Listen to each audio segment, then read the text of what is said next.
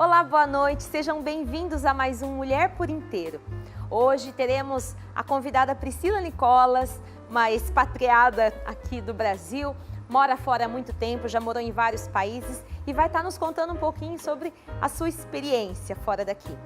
Também vamos conversar com Matheus Baldo, que é muito experiente na questão da educação, tanto dentro quanto fora do Brasil, e a gente vai poder bater um papo sobre a atual educação que a gente tem por aqui. E para começar o nosso programa, vamos falar um pouco sobre o exterior feminino. Confiram!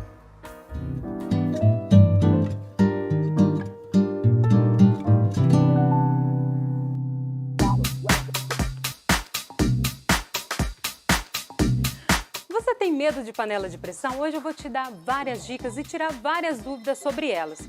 O primeiro protótipo foi criado em 1679 e até hoje ela foi modificada e modernizada, como vocês estão vendo os modelos de hoje.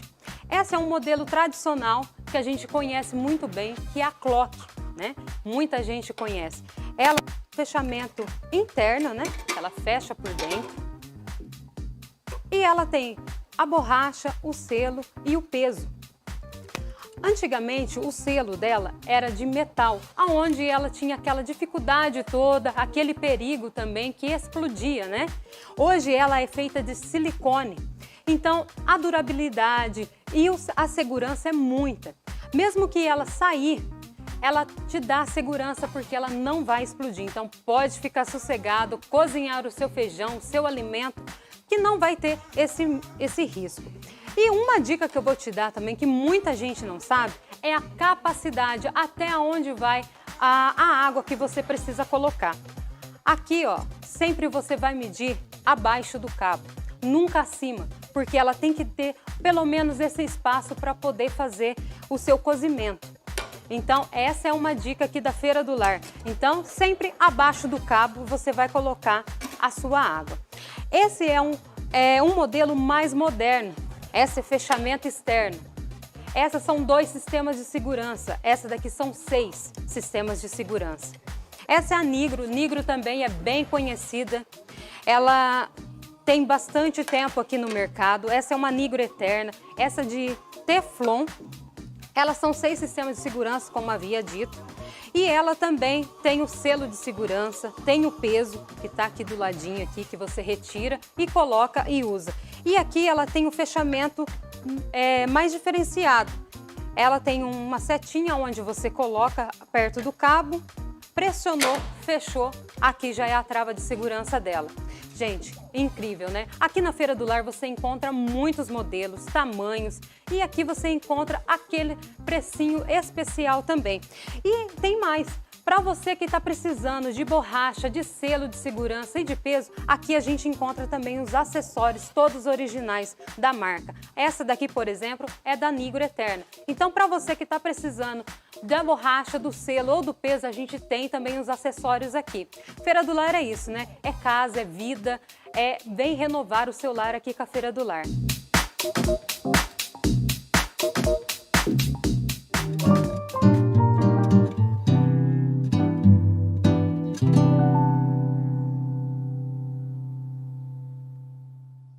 Na AutoFest você encontra o carro perfeito, de procedência, com garantia e excelentes condições de financiamento. Sabe aquele carro incrível que você pensou em ter na garagem? Venha para a AutoFest e realize o seu sonho. Confira nosso estoque pelo site www.autofest.net.br e venha nos fazer uma visita. Uma loja ampla e com super atendimento, localizada na Avenida Brasil 1060, em São José do Rio Pardo. AutoFest Venda e Consultoria. Nossa paixão é acelerar suas conquistas. A320 para base. Quais são as coordenadas? Você está na Play TV.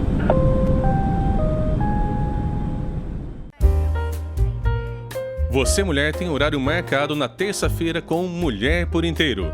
Programa especial para as mulheres com psicologia, saúde, moda, direitos, entretenimento e muito mais. Eu sou Gabi Ong e vou estar com vocês aqui no programa agora. É que 90% dos casos podem ser evitados. Mas alguns pais vão dar mais valor ao estudo, à educação escolar. Tá? Toda gestante pode ter um sangramento gengival.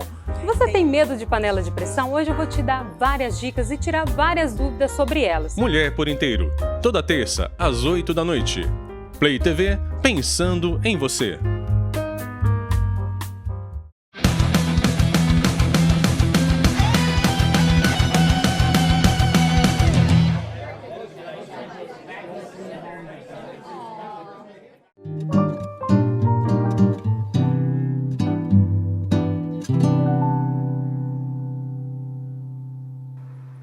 Estamos de volta com Mulher por Inteiro e vamos falar agora sobre o universo interior feminino.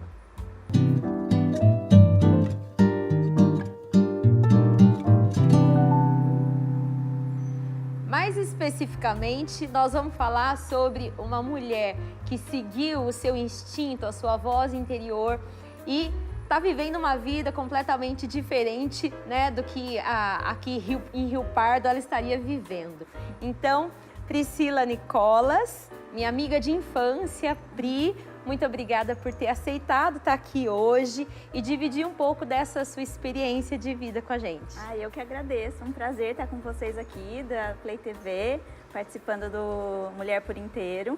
Estou muito feliz de fazer essa participação aqui e contar um pouquinho da minha vida de expatriada. Muito obrigada. Pri, então vamos lá. Fala um pouco sobre você, sobre a sua formação, como foi a sua vida aqui, né, no Brasil, aqui em Rio Pardo? Sim, eu nasci, cresci em Rio Pardo, né? Eu formei em administração de empresas. No início eu comecei o curso de administração hoteleira em São Paulo, mas acabei retornando para São José para trabalhar na empresa familiar, na empresa do meu pai. Então, acabei fazendo o curso de administração de empresas aqui, né? A minha maior experiência mesmo é na parte administrativa financeira, mas quando eu mudei, quando eu fui morar fora, trabalhei bastante também como babá, né? Aqui o pessoal diria que subemprego, mas que também foi uma experiência incrível. E uma das minhas maiores experiências foi trabalhando 6 anos na parte administrativa financeira de uma escola de inglês em Dublin, na Irlanda, onde eu tive a oportunidade de trabalhar com pessoas do mundo todo, né? Agências, eu cuidava de toda a parte de matrículas da escola. E então, desde que a agência iniciava o processo de matrícula dos estudantes, até o estudante chegar na escola. Inclusive, eu gerenciava as residências estudantis. Então, eu lidava com os estudantes da Ásia, né? Japão, Coreia, Rússia, Oriente Médio, Arábia Saudita, Líbia, Turquia, Europa, todos os lugares, França, Espanha, Itália, Europa no geral, Alemanha, também América do Sul, Chile, Argentina, América Latina, México. Então, assim, é muito enriquecedor essa parte da minha vida, assim, que eu tive essa oportunidade de conviver e conhecer culturas do mundo todo. Não, imagino, né? Porque nossa. acho que é o sonho de todo mundo, conhecer um pouquinho de cada coisa e ter essa experiência, né? De conhecer várias culturas e nem precisou, assim, né? Visitar todas elas, né? Não, inclusive eu tenho amigos no mundo todo. Eu viajei muito e eu fui para o Japão, por exemplo, e eu fiquei na casa da mãe de um amigo que eu conheci na Irlanda, né? E para a Turquia também, não cheguei a ficar na casa, mas ela que me levou para conhecer vários lugares, uma das estudantes que ficou na residência estudantil, vários lugares.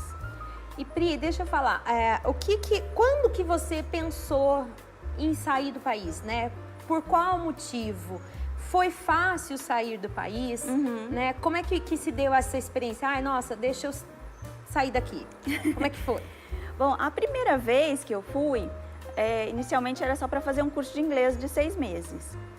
Inclusive, as circunstâncias do Brasil estavam um pouco conturbadas. Assim, como eu disse no início, eu trabalhava numa empresa familiar e, na época, o meu pai ficou muito doente e meu irmão que assumiu, né? E aí ficou meio complicado a situação. E a minha irmã, que já morava fora, falou: por que você não vai fazer um curso de 6 meses, pelo menos, né? Já mudar um pouco de ambiente, tudo, justamente pela uma situação que estava aqui. Aí eu falei: boa ideia, tudo. Então eu fui, né? Por 6 meses. Meu inglês era básico, era books on the table, né? Era bem básico mesmo. E então eu cheguei lá no iniciante, né? E 6 meses para mim foi muito pouco. Eu só voltei porque eu tinha 1 ano de faculdade para terminar, senão eu já teria ficado por lá. Então eu tinha esse ano de faculdade para terminar, então eu falei: olha, eu vou voltar para terminar, né? Porque 1 ano não podia deixar, mas eu já tinha certeza que eu ia terminar a faculdade e retornar para a Irlanda. E quando você chegou na Irlanda, como foi, né? Existe algum tipo de preconceito com estrangeiros? Você passou por alguma dificuldade assim, por chegar num lugar novo, né? Não sabendo se comunicar perfeitamente? Como que foi essa chegada, Pri? Eu acredito que eu fui com uma vantagem muito grande, porque a minha irmã já morava lá, lógico, então eu tinha uma família, né, lá. Mas os irlandeses, eles são muito, o que a gente fala friendly, né? Muito amigáveis. A gente não usa muito essa palavra em português, mas eles são pessoas muito receptivas. E até assim, a gente fala que parece um pouco brasileiro nessa parte de gostar de festa, né? Dessa parte mesmo de recepção.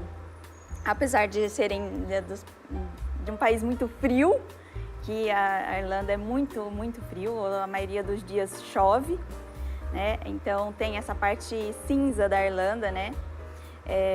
Que às vezes dá uma impressão que realmente não é, né? Tem a impressão de ser um país frio e essa falta de calor humano, mas se você conhece bem, aliás, a maioria das pessoas que eu conheço que foi para uma experiência pequena acabou ficando mais tempo e sempre volta com uma experiência bem positiva da Irlanda. Então eu tive essa vantagem, mas quanto ao idioma, lógico, é um choque muito grande, né? E eu era bastante tímida para falar no início, principalmente porque tinha minha irmã que já sabia se comunicar bem. A gente tem uma parte boa que você não precisa completamente se virar, mas tem a parte ruim de que você também não precisa, você não se dá tanto, né? Não aprende com tanta facilidade porque, né, tem alguém ali que fala por você, que te representa, né? Exatamente, isso acontecia bastante. Acontecia bastante. Inclusive, depois dos 6 meses, quando eu voltei, a minha irmã veio casar no Brasil e ela é casada com um irlandês, né? Então vieram muitos irlandeses para cá. E quando eu que ajudei ela assim na recepção dos irlandeses aqui, então eles falavam: "Nossa, você fala inglês?" Tipo, porque lá eu não falava, porque eu estava sempre com ela e eu deixava que ela falasse por mim, né? Porque justamente porque ela já tinha uma comunicação muito melhor que a minha. Então teve assim essa dificuldade, sim. Mas, no geral, eu diria que a minha experiência foi bem positiva, assim, de início, né, de quando eu fui. E não posso dizer que foi difícil, foi tranquilo. É legal porque, assim, a gente tem vários países e depois também você pode falar isso, você conheceu vários países, morou em diferentes países. Sim. E a gente percebe que tem países que as pessoas estão abertas a receber os estrangeiros. Sim. Né? Aqui no Brasil, por exemplo, nossa, um estrangeiro é melhor do que o brasileiro, né? É verdade. Quando eu lembro na época de escola que vinha alguém fazer intercâmbio, nossa, parecia que era de ouro, né? E às vezes a gente sabe que em outras culturas, por exemplo, eu que morei no Japão, é completamente diferente. Você não é bem-vindo. Né? Você está invadindo o meu espaço. Sim. Você deveria estar lá. O que você veio fazer aqui? Então, assim, e até porque a maioria das pessoas que vão para o Japão são pessoas que estão, né, procurando emprego, procurando uma melhora de vida.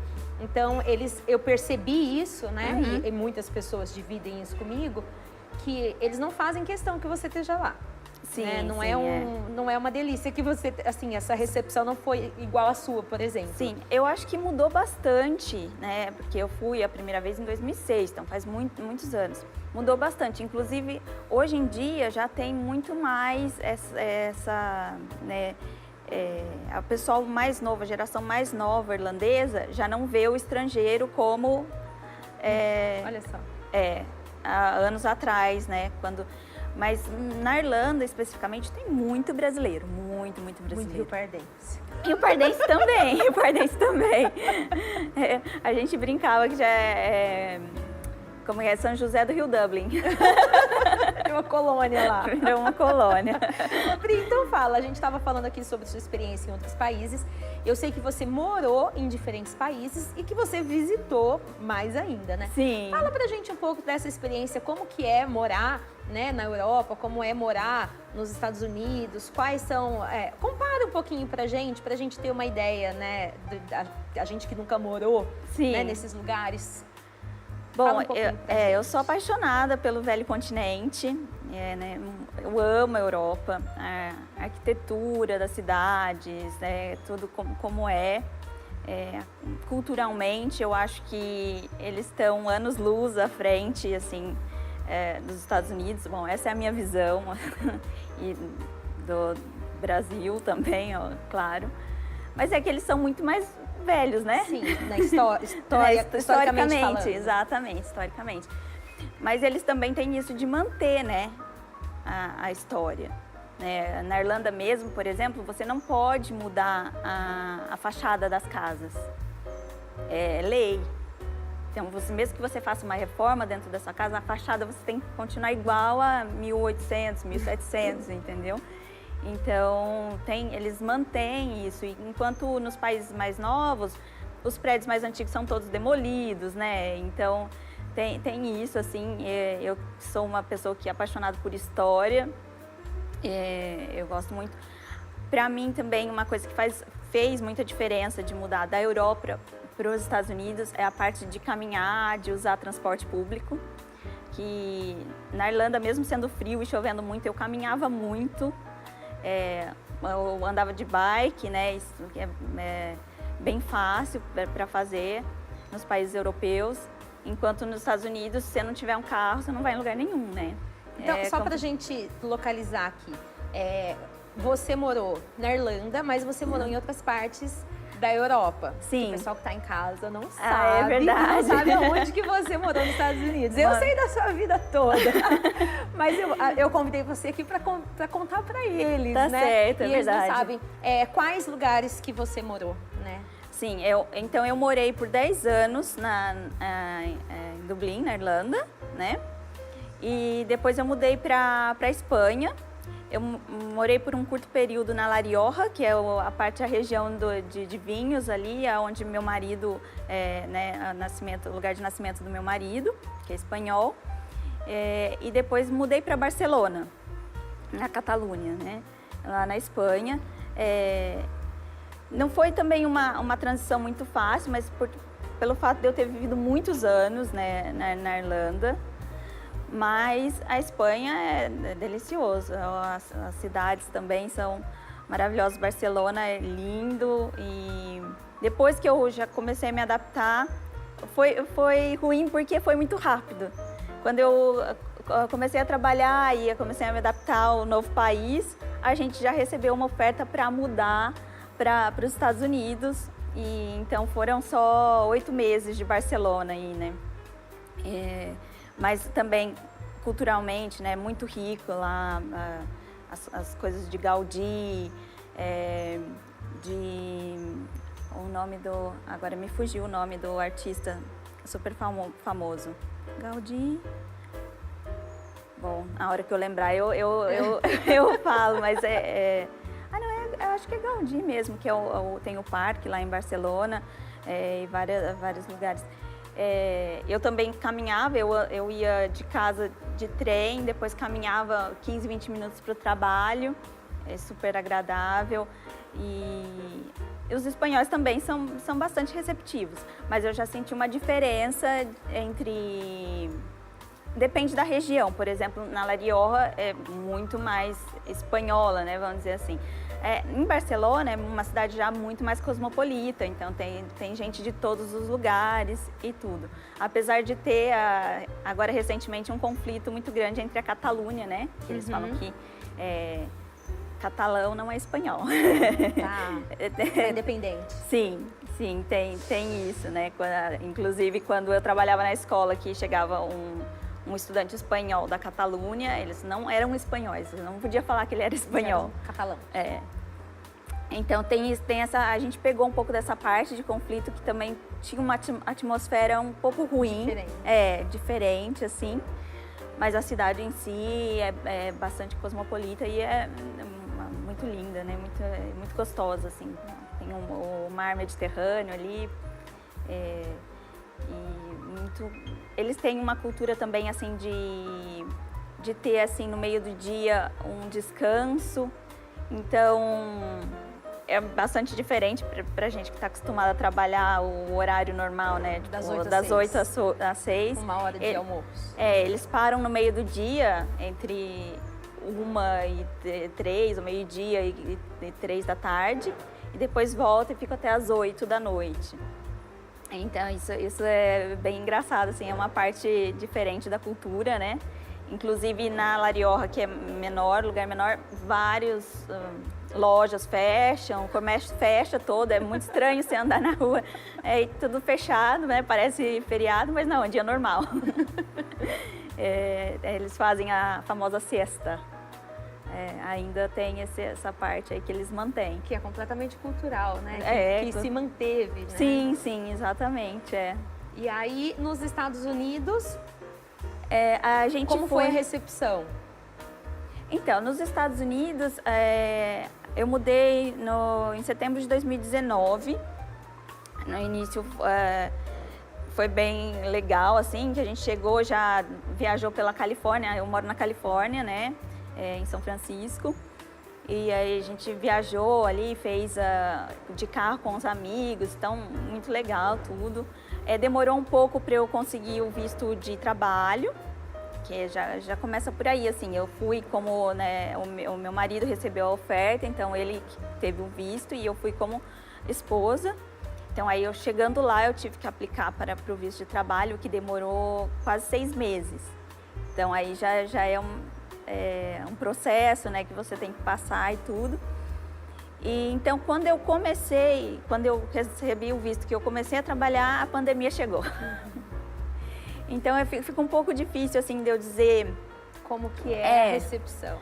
Porque eu não tive a oportunidade de, né, começar a trabalhar, ter esse contato maior com americanos. Entendi. Mas assim, um pouco já deu para perceber assim que eles são já bem mais frios.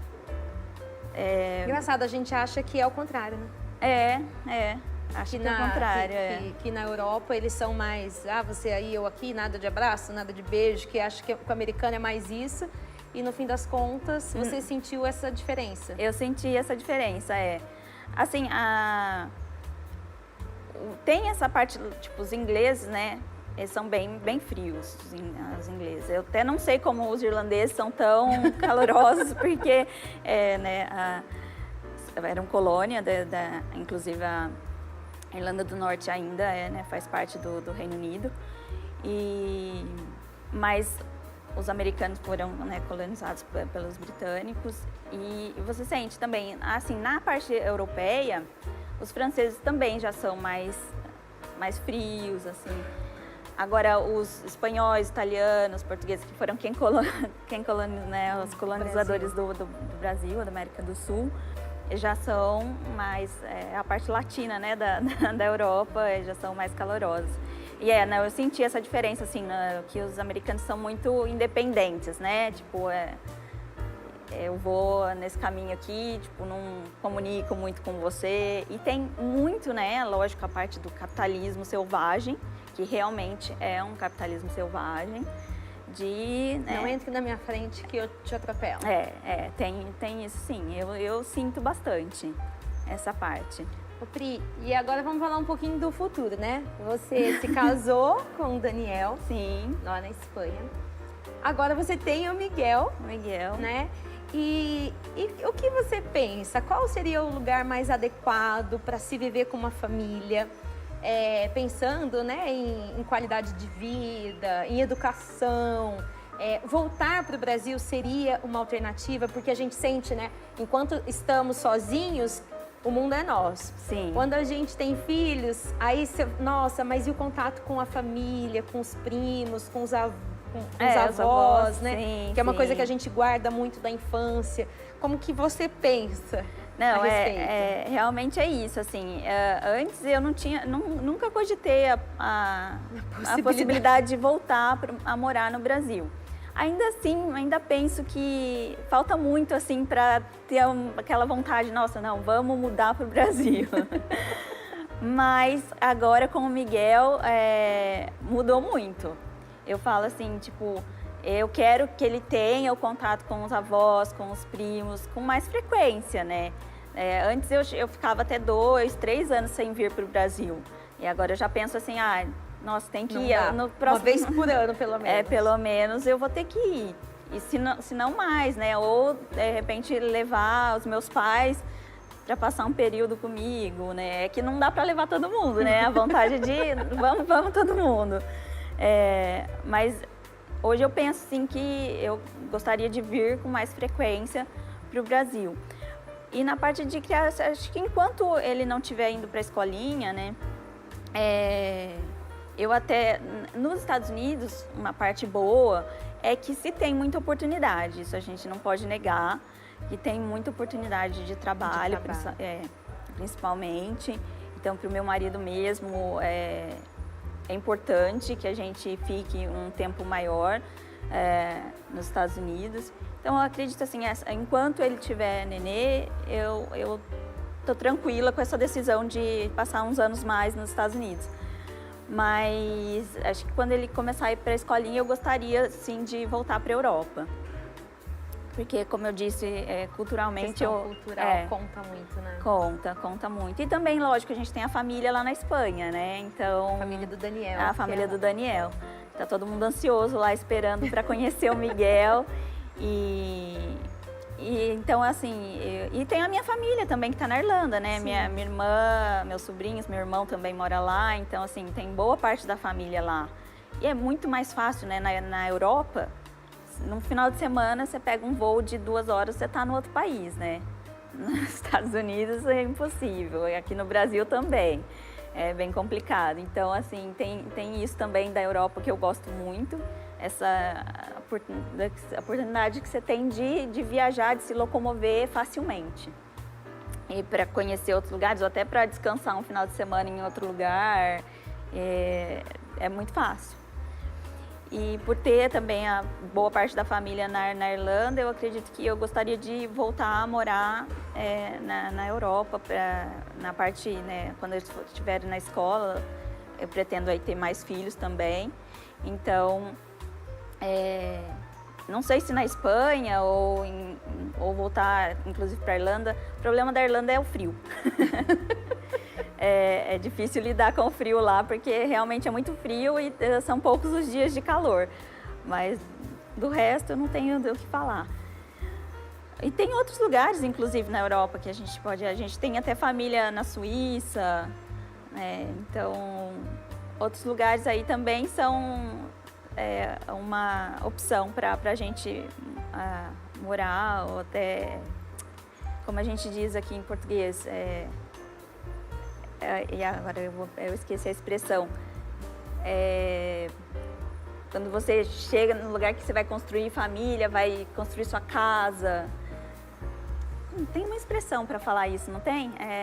Tem, mas também me fugiu. Mas entendi. Tipo, o lugar que você gostaria de se estabelecer seria na Europa. É isso, Como família. Né? Eu acredito que sim. De repente, aí depois, quando os filhos crescerem, tudo, de repente, eu poderia até me aposentar no Brasil, vamos dizer assim, porque eu acredito, nossa, o Brasil é um país maravilhoso. É um país muito rico. Você vê, você tem aqui as praias, montanhas, campos, assim, eu acho que, inclusive, eu viajei o mundo todo e eu acredito que o Brasil não perde em nada para a questão natural. Para a questão natural e a gente tem muito matéria-prima aqui, muitas matérias-primas. O problema do Brasil, né, a gente sabe bem. Como se administra tudo isso. A corrupção sistemática aí do Brasil é muito triste, né? Eu acho que desde que o Brasil é Brasil, existe e, infelizmente, o povo, a população é refém disso, né? Acaba também entrando, né, um pouco no sistema. Entendi.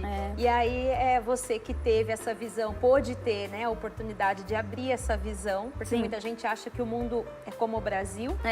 Então, ter essa oportunidade de viver mundos diferentes, mundos melhores e poder comparar a nossa nação com outros países é realmente muito rico, né? Sim. Mas, ao mesmo tempo, eu falo que a partir do momento que você sai daqui, você está aqui pensando lá, você está lá pensando aqui, você está ali, né? Ao mesmo tempo, parece que você nunca mais está plenamente, nossa, estou no lugar que eu quero ficar para sempre, forever and ever. Não, exatamente assim. É assim mesmo.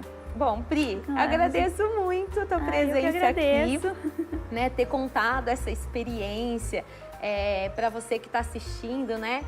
Se quiser entrar em contato com a Pri, tirar dúvidas, perguntar um pouco mais sobre alguma coisa, né? Essa experiência que às vezes a gente tem medo, às vezes a gente não conhece e que pode ser uma abertura para um mundo novo, para um mundo diferente, para um mundo melhor, oportunidades, né? Se você tiver a oportunidade de sair, mesmo que seja para depois retornar.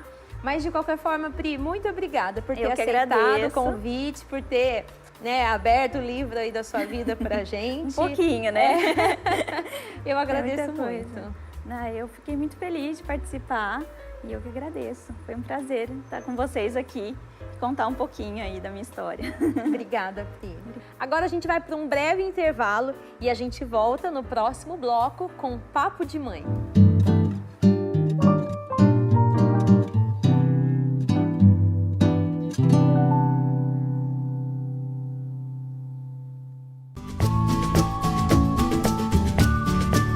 A Projeta é uma empresa com credibilidade e confiança quando o assunto é galpões e estruturas metálicas. Com soluções que partem desde o início da obra até o acabamento, seja para fábricas, galpões, residências e muito mais. Projeta Galpões Metálicos.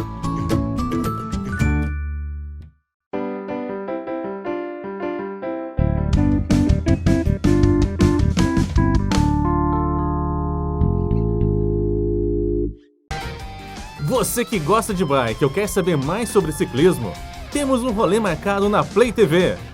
Papo de ciclista, informação, pontos turísticos, dicas e muito mais. Quer entender melhor o mundo encantado das bicicletas? Então você está convidado para assistir a primeira temporada do Ciclotando, a sua revista eletrônica do pedal. Vem com a gente! Ciclotando, toda quinta às 8 da noite. Play TV, pensando em você.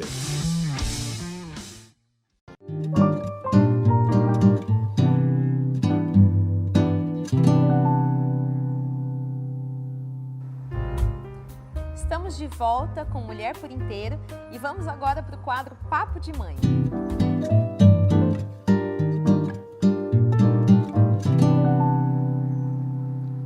O meu convidado de hoje é o Matheus Baldo e hoje o nosso papo vai ser educação. Ele que está inserido nesse universo há muito tempo, tanto como estudante, né, não para de estudar até hoje, como professor, coordenador, tem toda uma experiência. Então, o papo de hoje é com o Matheus. Muito obrigada por ter aceitado o meu convite, de estar aqui batendo esse papo que eu adoro particularmente, né? Então, eu agradeço muito, Matheus, a tua presença aqui hoje. Imagina, Gabi, é um prazer muito grande estar por aqui.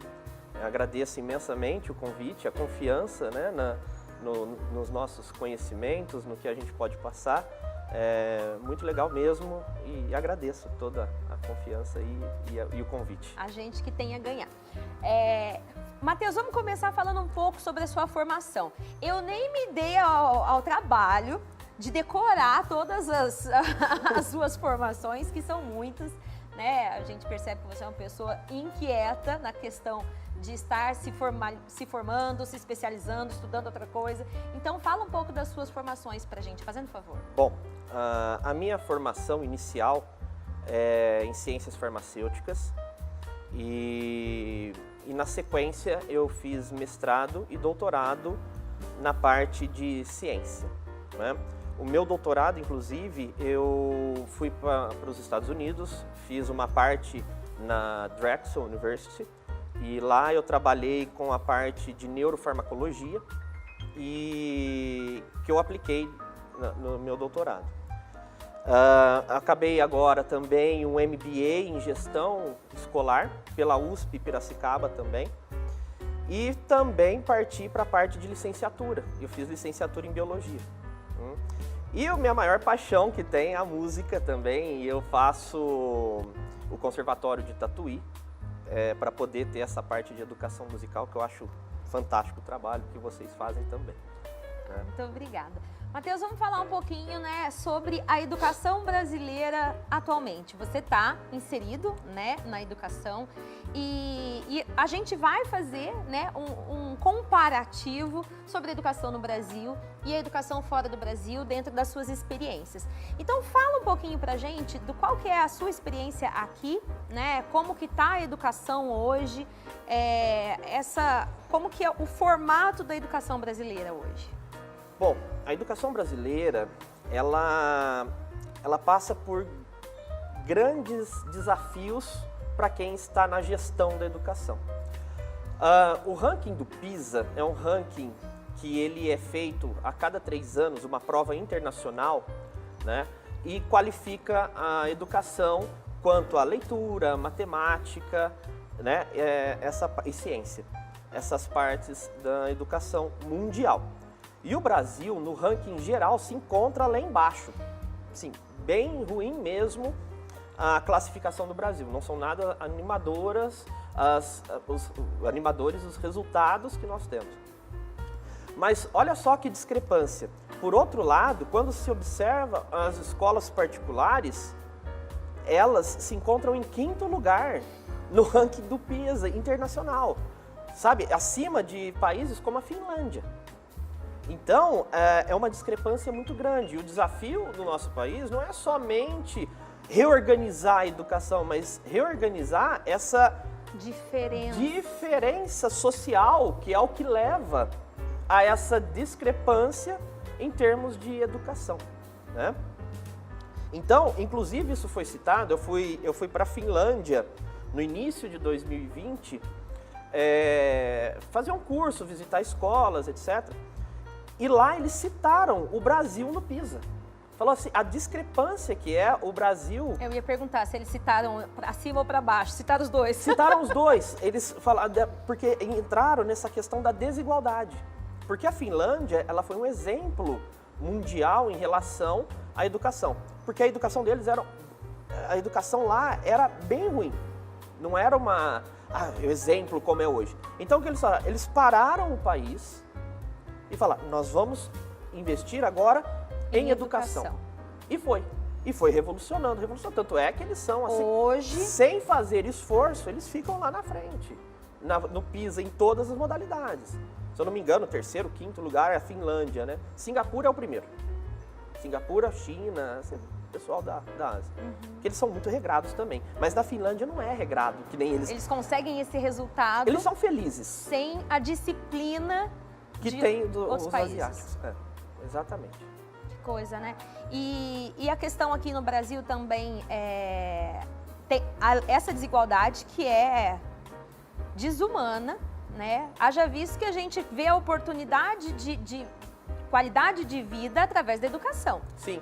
Então, aí você já vê, ó, esse aqui tem chance, esses não, né? Porque você ter uma boa qualidade de vida sem a educação, sem o estudo, é muito difícil. Né? Exato. Inclusive, na Finlândia, as crianças que são pobres, elas são alimentadas na escola para poder desenvolver a educação com o estômago cheio, porque sem estômago a criança não consegue pensar. Não dá. Isso é fato. Não então, consegue nem sorrir, né? Já criou-se todo um programa de acolhimento para que essa criança tenha uma educação que será relevante para o futuro dela. Então, desde a parte de acolhimento de manhã, comida, ela toma café da manhã, ela almoça, inclusive eu almocei com eles lá, é muito gostoso. E depois eles ficam lá até o pai e a mãe chegar do trabalho, pegá-los e assim vai. E aqui no Brasil, Matheus, ainda falando daqui, a gente sabe, quem tem filho sabe mais ainda, né? Quem não tem já sabe, quem tem sabe mais ainda, que as aulas, a forma de ensino, né? Essa questão de apostila vestibular que não é mais para o ensino médio, né? A apostila vestibular vem do ensino infantil, passa pelo ensino fundamental, vai para o ensino médio nessa questão papel, vestibular, né? E eu sei que você, como professor, Matheus, professor do meu filho, né, que durante a pandemia fez umas experiências loucas e fedidas lá em casa, mas que, no entanto, eu percebo que são aulas inesquecíveis, né? Então, eu queria que você falasse um pouquinho, que eu percebo que você tem uma forma diferente de tentar passar o que você precisa para os alunos, sem ser papel. A grande complicação que nós temos é o vestibular. Enquanto o vestibular não mudar a sua forma de seleção, nós não teremos uma mudança nas escolas que preparam o aluno para o vestibular. Só que essa preparação é uma preparação meio falsa, porque quando ele passa no vestibular, tudo que ele estudou, ele esquece. Ele esquece. Então, assim, ele já tem aquilo na cabeça. Eu vou usar isso daqui para passar no vestibular. Para que eu vou usar isso na minha vida? Eu já escutei muito disso. Nossa, eu escuto até eu tenho 3 filhos, tenho um adolescente e 2 pequenas, e escuto muito, tanto do meu adolescente quanto de crianças da idade dele. Nossa, mas quando que eu vou usar isso aqui, mãe? Então, quando que eu vou usar isso daqui? Para passar no vestibular? Mas Isso daí tá certo? Não tá? O que ele vai levar para a vida da escola dele? Então, a escola é uma fase de desenvolvimento de todo o seu caráter emocional, educacional, social. Então, ele sai da escola com uma raiva daquilo lá que aconteceu, porque ele tinha que passar no vestibular. Em vez dele levar aquilo para dentro dele, para a vida dele, nossa, que fantástico foi minha época, né?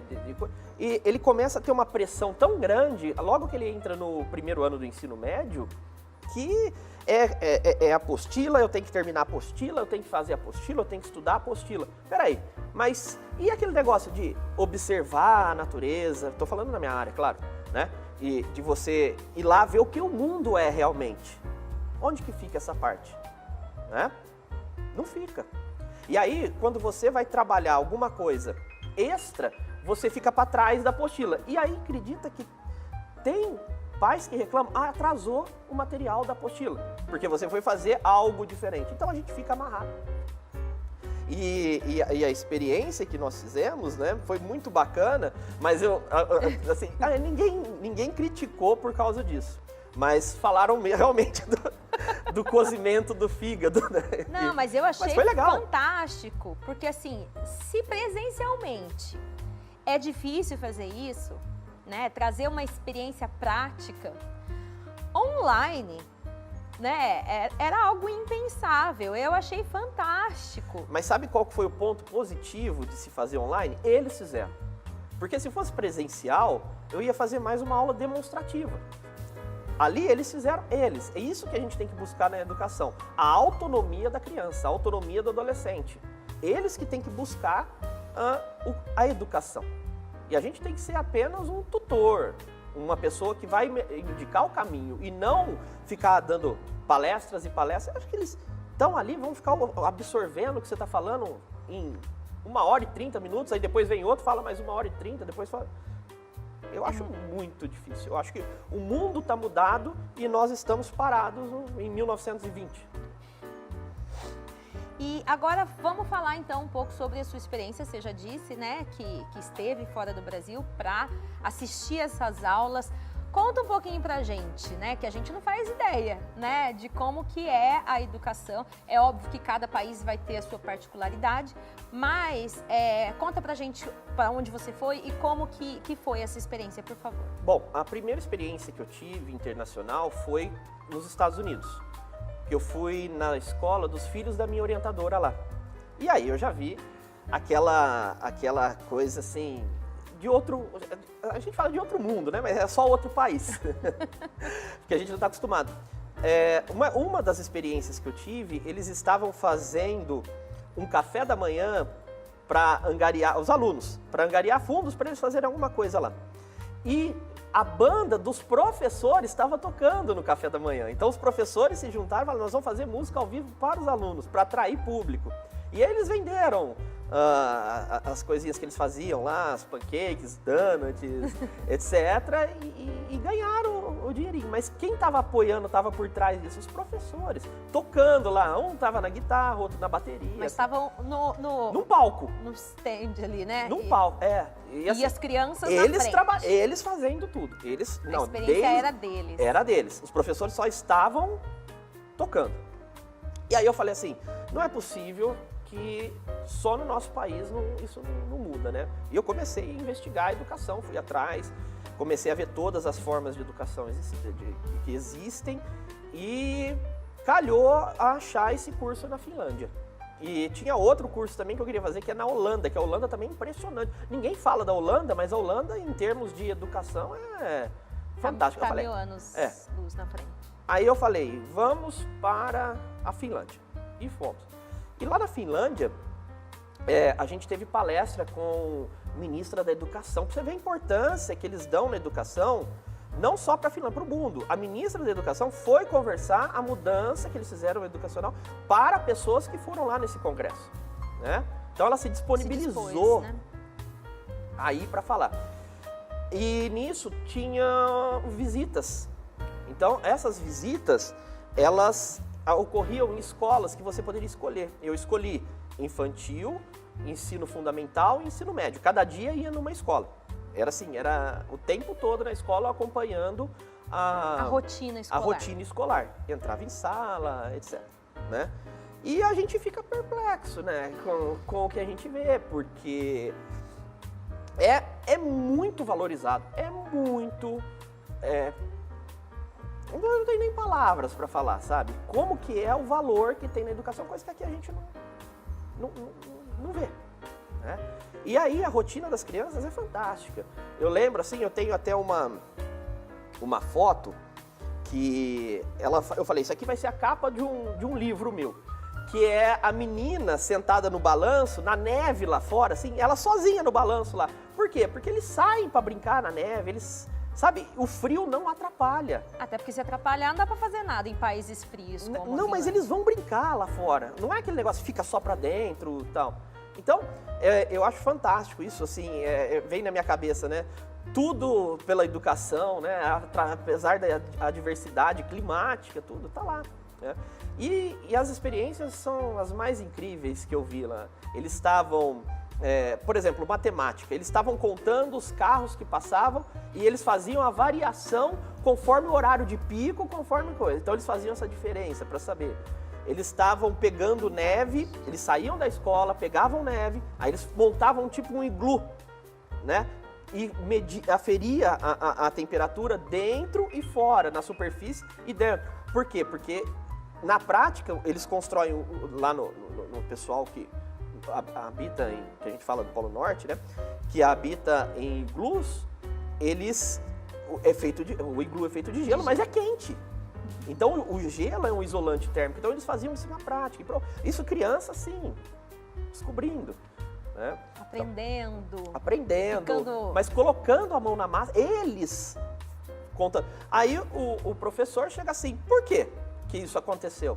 Aí eles vão lá, essa reflexão. Aí eles vão pesquisar, eles vão atrás e eles têm que descobrir o porquê. Além deles fazerem, eles têm que descobrir o porquê. Primeiro cria a experiência, a curiosidade, para depois um papel, um registro. Um registro. Aquilo ele nunca mais vai esquecer. De forma alguma. Nunca mais vai esquecer. É outra forma, né? E isso tanto... você disse que foi visitar as escolas infantis, ensino fundamental e médio. É assim nos três ou chega no ensino médio, muda, vira a coisa de carteira, de papel? Não, isso não existe. O posicionamento tradicional, filas militares, isso daí não existe lá. É sempre agrupamento. Só que no ensino médio é um pouco mais parecido com o que nós temos aqui. Né? Eles têm tarefas. Uma questão de tarefa. Criança até 10 anos lá não faz tarefa. Criança tem que brincar, criança tem que ser feliz. Ela já passa ali um tempo na escola e ainda chega em casa e tem a tarefa do registro. A tarefa dificilmente é uma tarefa de experiência. Não, é uma raiva que ela tem de chegar em casa. Em vez de ela brincar, ela tem aquilo ali como uma diversidade, né? Então lá não, até 10 anos é brincar. A criança tem que brincar, a criança tem que viver a infância. No ensino médio não, no ensino médio eles já têm mais trabalhos, responsabilidades, né? Mas só que em nenhum momento é estático. Eles trocam de sala, eles vão fazer essas pesquisas práticas, é ele que corre atrás. É uma metodologia ativa, na qual o aluno busca o conhecimento. E não o professor fica lá na frente, né, ministrando palestras e falando, e eles têm que ouvir. Não, eles buscam. Mas só que eles têm mais responsabilidades. E você, né, teve essas experiências fora e aqui. Você acha que essa mudança que existiu na Finlândia, não sei quanto tempo, né, foi dessa programação de vamos investir em educação até de fato isso acontecer de uma forma prática, né? Mas você acha que é possível no Brasil parar, repensar a educação e começar de novo e ser uma referência em educação, tanto na escola pública quanto na escola particular? Possível mas tem que partir sempre de governantes. E a situação de governantes do nosso país sempre foi meio complicada, né? Então... Até porque para eles é interessante. É bem interessante pessoas você que controlar. Não questionem, pessoas que não sejam muito curiosas. É muito importante você... Que não saibam muito de tudo. Controlar a população através do intelecto, né? Então, se você tem intelectuais, você cria questionamentos. E se você cria questionamentos, você não consegue lidar com a boiada. Exatamente. Então, possível é. Em qualquer lugar, qualquer transformação é possível, mas depende de governantes. Mas se os interesses não são esses, aí fica muito difícil, né? Então nós temos que começar a fazer o nosso papel. Nós temos que trazer e fazer na nossa comunidade, no nosso local onde nós temos. Porque talvez essa mudança de pequenininho comece a expandir. E já existem várias mudanças, né? As pessoas hoje, elas estão percebendo que o ensino não é mais essa parte tradicional.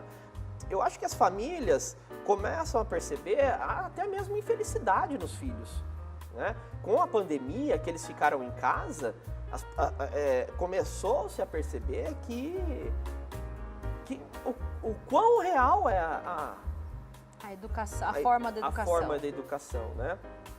Então, eu creio que é possível, mas eu acho que isso deve ser feito não de cima para baixo como deveria, mas tem que ser de baixo. Aqui tem que ser de outra forma. Exatamente. E, Matheus, assim, né, chegando aqui na parte final do nosso bate-papo, você tem 2 filhos queridos, o João Pedro, a Letícia, e que estão aí na fase de educação escolar. Eu tenho 3 filhos também, um que já está, digamos assim, saindo, né? O Yudi que está com 16, dessa fase escolar básica, a Joana e a Liz, na educação infantil, e a gente fica, às vezes, né, vendo a realidade, a apostila, para mim é bem, numa forma geral, né? A educação brasileira, a questão do papel. E você, com toda essa experiência, com toda essa visão, deve ser muito difícil, né? Você conhecer o que os olhos não veem, o coração não sente. A partir do momento que viu, né? Deve ser difícil. Pensando aqui, né? Na nossa realidade, o que seria uma escola ideal, a escola dos sonhos que você gostaria para os seus filhos? A escola ideal para os meus filhos, eu gostaria muito que eles tivessem metodologias ativas, que eles fossem o personagem principal, né, o protagonista da educação, e não simplesmente ficar ouvindo. Um ouvinte, né? Passivamente. Passivamente. Eu gostaria muito que eles colocassem a mão na massa, que experimentassem o que a educação tem para oferecer. E não somente ler coisas que eles nem sabem que eles estão lendo. Isso. Lê, decora, faz a prova. Lê, decora, faz a prova. Exatamente. Isso daí, assim, fez parte, nós estudamos assim, mas quando a gente fala em biologia, nós falamos de evolução.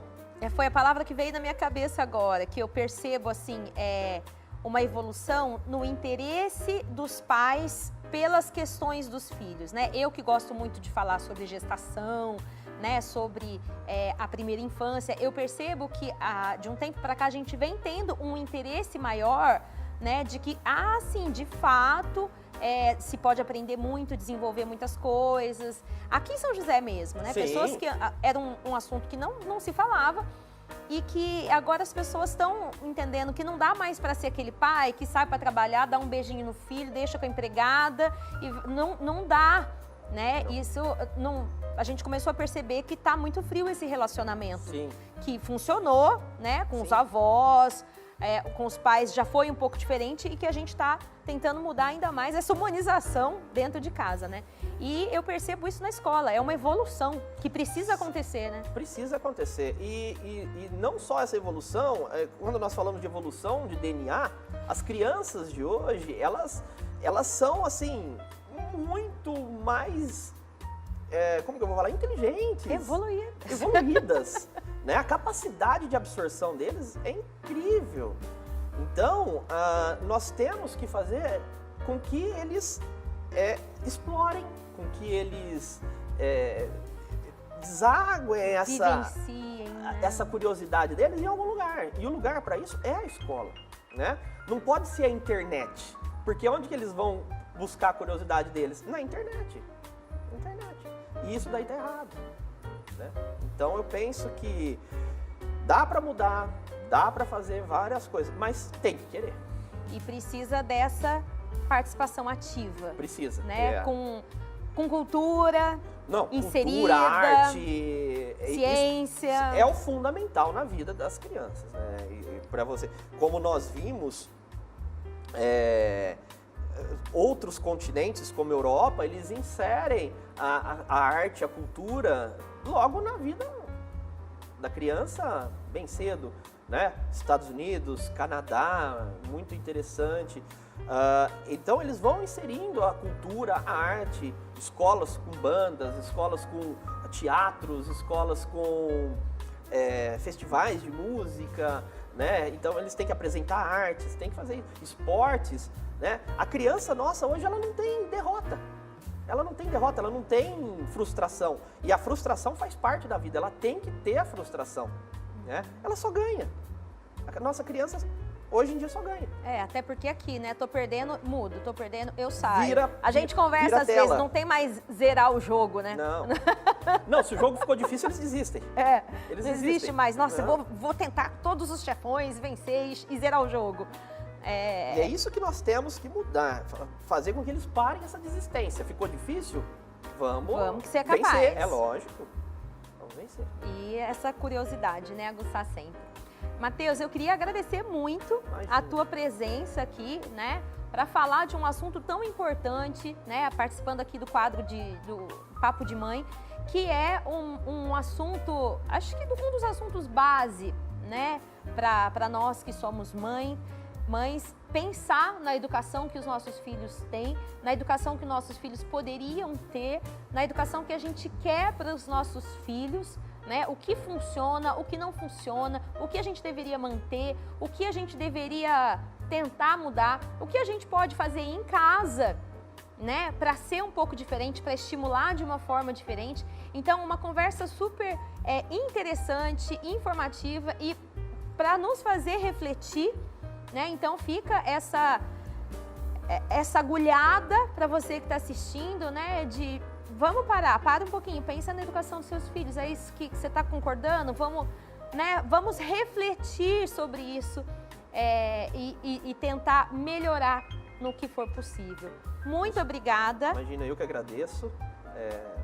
Muito obrigado por essa oportunidade, né, de falar um pouco de como são as outras culturas educacionais, porque às vezes as pessoas nem conhecem, nem sabem. Não é o que a gente fala, o que o olho não vê, o coração não sente. Então, enquanto a gente não sabe, a gente acha que o mundo é assim, né? E a partir do momento que nos abrem os olhos, a gente precisa não ter preguiça de pensar, de refletir, né? A gente também achar um tempo durante o dia para fazer essas reflexões. Então, muito obrigada. Aqui o programa Mulher por Inteiro está de portas abertas, né? Para outras conversas, né? Nesse sentido também, que são tão importantes. Claro. Obrigada, viu? Obrigado eu. A gente vai para um rápido intervalo e a gente volta daqui a pouco.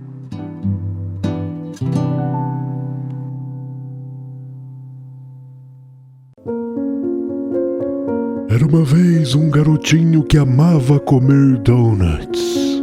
Esse garotinho cresceu e encontrou a receita do verdadeiro sabor das rosquinhas americanas. Esse sabor hoje é o Your Donuts. Your Donuts, o verdadeiro sabor das rosquinhas americanas.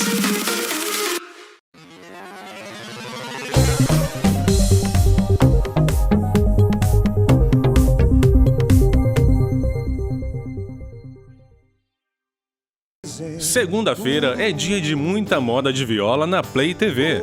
Renato e Giovanelli apresentam Trembão, muita música, histórias e o melhor da cultura sertaneja. Ele foi crescendo e ganhando vida. Não aprendi a dizer adeus, mas tenho que aceitar seu olhar, farol da minha estrada pra não me perder. Por maior que seja a queda, o amor jamais se entrega. Mas que trembão sou, mas que trembão. Trembão, toda segunda, às 8 da noite. Play TV, pensando em você.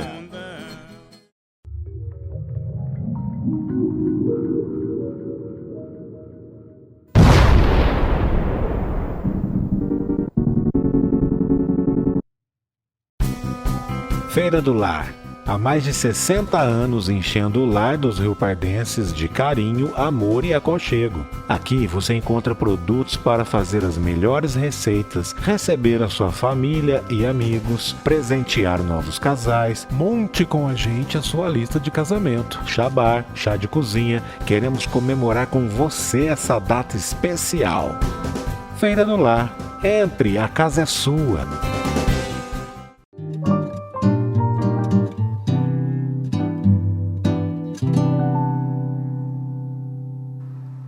Estamos agora no último bloco do Mulher por Inteiro e vamos falar um pouco sobre o universo ao redor das mulheres.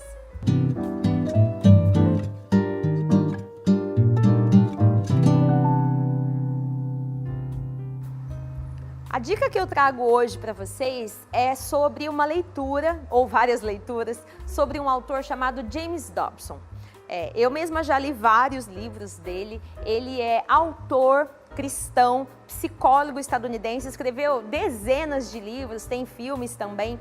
E o foco dele é na família, tanto que ele é o fundador do Focus on the Family, ou Foco na Família, que é um programa todo voltado para a convivência familiar. Então eu, por exemplo, já li Educando Meninos, Educando Meninas, Educando Crianças Geniosas.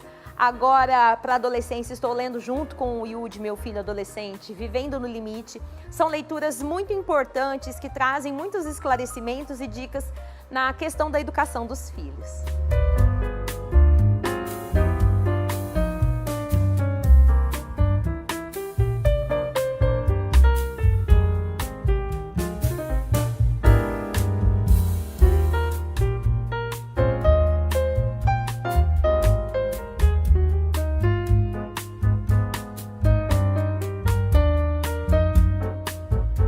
Bom, a gente vai ficando por aqui. Espero que vocês tenham gostado do programa de hoje, que a gente teve a convidada Priscila Nicolas falando sobre a sua experiência, né, de morar fora do Brasil. Conversamos também com o Matheus Baldo, que veio aqui nos dar uma lição sobre educação, colocar na gente aquela pulga atrás da orelha para a gente refletir como anda a educação dos nossos filhos, né, das crianças que a gente conhece. E semana que vem tem mais. Então a gente se vê semana que vem, Mulher por Inteiro.